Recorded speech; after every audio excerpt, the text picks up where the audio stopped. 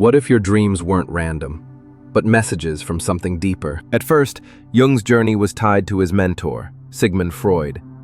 Together, they sought to uncover the unconscious, to peel back the layers of civilized life and expose the raw machinery beneath. But where Freud saw only repressed desires and childhood wounds, Jung saw a cosmos, a living landscape where myth, symbol, and spirit converged. It was a vision too vast to be contained by Freud's framework, and soon their paths diverged. Jung believed the unconscious was not just a private basement of the mind, but a vast collective library. In its shelves lay the wisdom of humanity, encoded in patterns he called archetypes. These were not inventions of culture, but ancient structures of the psyche itself, images that rise again and again in every age, every land, every dream. He named them: the hero and the mother, the wise old man, the trickster, the self. But among them all, three carried special weight for Jung's vision of the inner journey: the persona, the shadow, and the anima animus. These were not abstract theories, but living realities within each of us, shaping how we love, how we fear, how we become. The persona was the mask, the polished identity we show to the world. Necessary, yes, but dangerous if mistaken for the whole truth. The shadow was the opposite, the denied, the hidden, the rejected. And anima and animus? They were the secret bridges between masculine and feminine, inviting us to dialogue with the parts of ourselves we had long silenced. For Jung, psychology was not a cold science of symptoms, but a mythic adventure. Each person was a traveler in the wilderness of the psyche, called to face dragons, uncover treasure, and return transformed.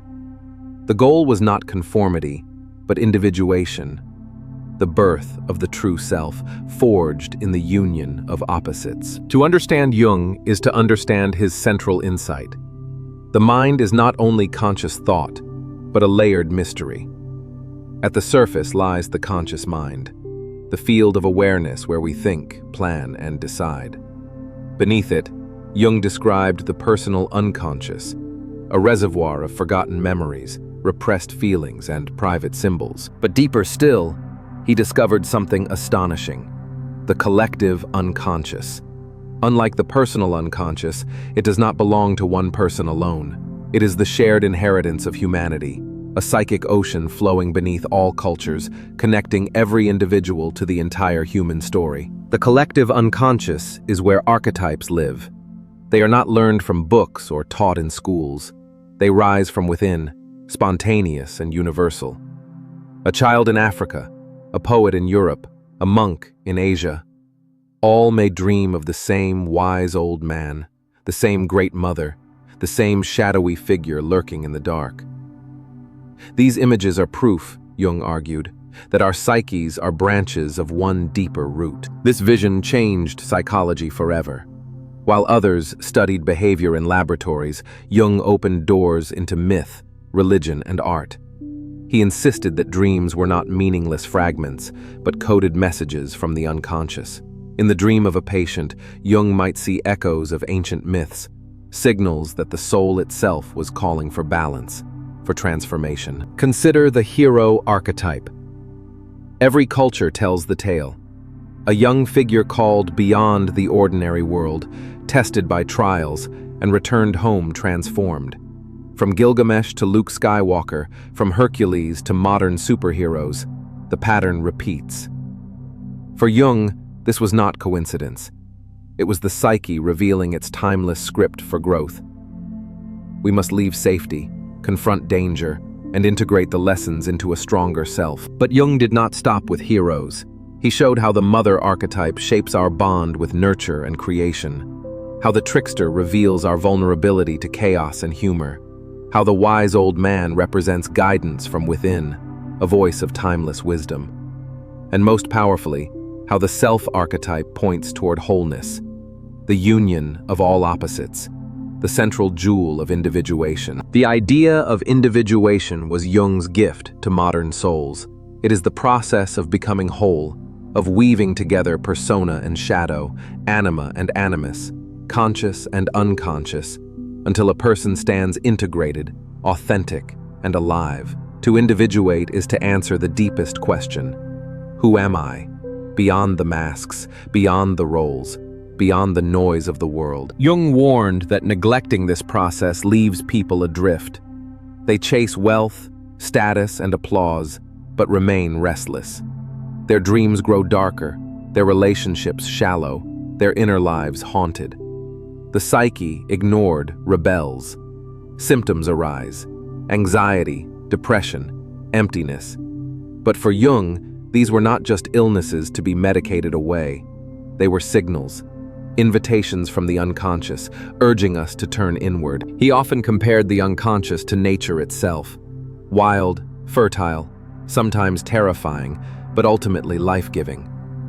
Just as forests must burn to renew themselves, the psyche must confront its darkness to be reborn. To walk this path is not to escape life, but to live it more fully.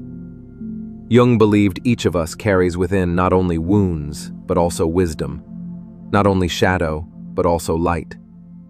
To honor both is to step onto the road of individuation, a road that may be lonely at times but leads to the profound treasure of authenticity. The journey toward individuation, Jung explained, is not a straight path but a spiral. Again and again, we circle back to the same struggles, each time meeting them at a deeper level. The shadow returns in new forms. The persona tightens its grip. The anima and animus challenge us in ways we did not expect. But with each cycle, the self grows clearer, like a mandala slowly taking shape. Jung often invited his patients to draw mandalas, those circular patterns found in spiritual traditions around the world. To him, they were not decoration, but revelation. Each circle, each symbol, reflected the psyche's attempt to bring order to chaos, to center itself amidst the storms of life. When a patient drew a mandala, Jung saw not just art, but the unconscious reaching toward wholeness. Yet, individuation is never only about the inner world. It demands transformation in how we live. Jung saw that people who deny their shadow often create societies full of projection. We blame the stranger, the outsider, the enemy, for what we refuse to face within. Wars are fought not only between nations, but between disowned parts of the collective psyche. To heal the world, Jung insisted, we must first heal ourselves. He also knew this journey required solitude. Who looks outside dreams, who looks inside awakens, he reminded us. In silence, in reflection, in the quiet space where the ego's voice fades, the self begins to whisper. Modern life drowns us in noise, but Jung urged us to retreat, into nature, into journaling, into dream work, not as escape, but as return. Still, Jung never romanticized the unconscious. He knew it could overwhelm, even destroy, if approached recklessly. That is why he spoke of the transcendent function, the psyche's natural ability to hold tension between opposites until a new, creative solution emerges. Light and dark, masculine and feminine, order and chaos. The self does not choose one side, but weaves them into a higher harmony. This vision is demanding, because it asks us to give up simple answers. It is easier to say, I am only good, or I am only rational, than to accept that we are complex, contradictory beings.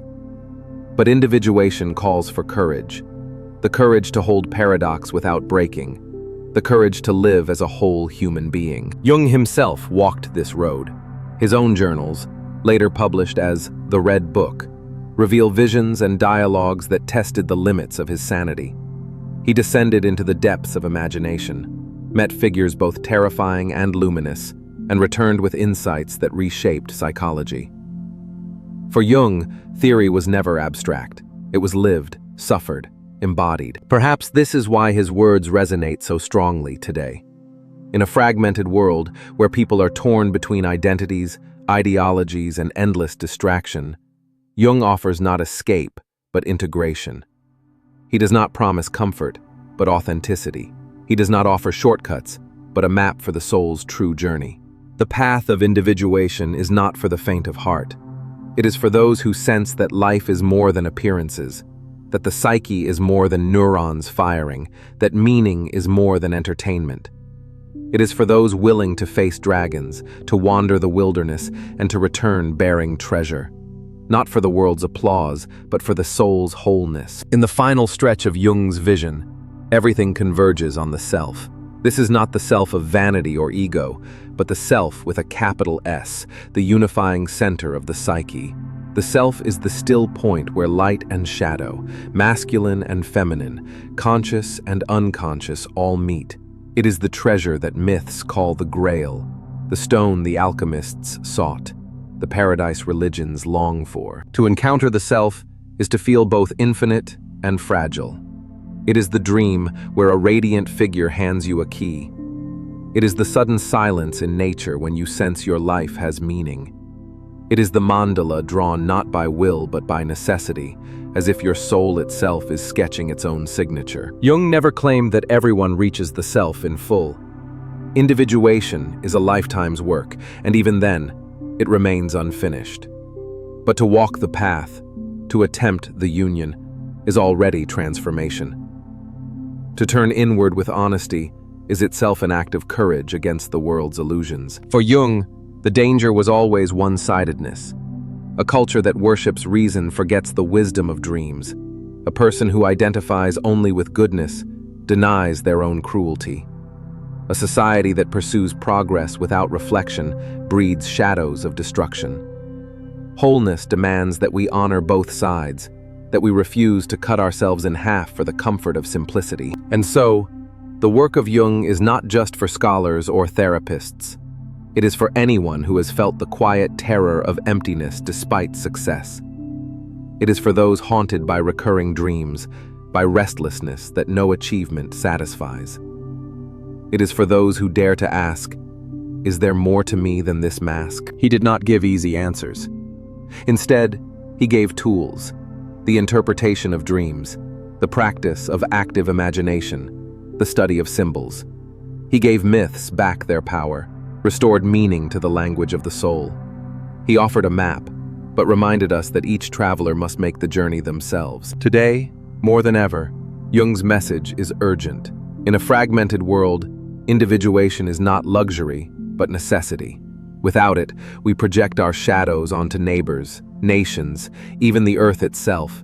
With it, we find a way to live authentically, to embrace difference, to heal the rift between inner and outer. And perhaps this is Jung's greatest gift, the reminder that meaning is not given, but discovered.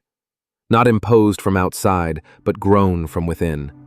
Not found in perfection, but in the dance of opposites. Who looks outside, dreams.